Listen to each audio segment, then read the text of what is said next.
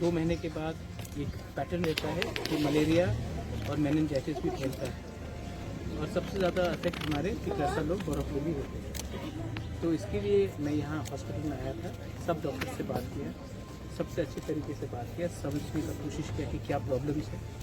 मुझे मालूम पड़ा है कि यहाँ में स्टाफ भी कम है, एक्सरे मशीन भी काम नहीं कर रहा है, एनेस्थेटिक नहीं है, तो ये सब चीज़ बहुत फ्यूचर में प्रॉब्लम कर सकता है।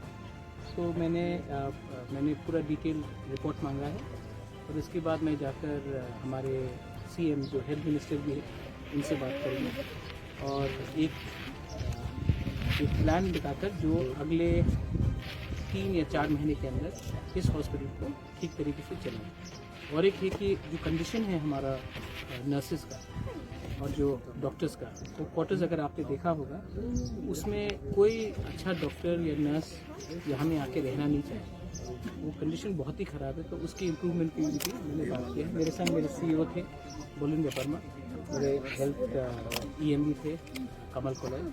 तो मैंने कहा कि कल तक मुझे रिपोर्ट दिया जाए क्योंकि मैं इसका काम कल ही से शुरू करना चाहता हूँ। यही मेरा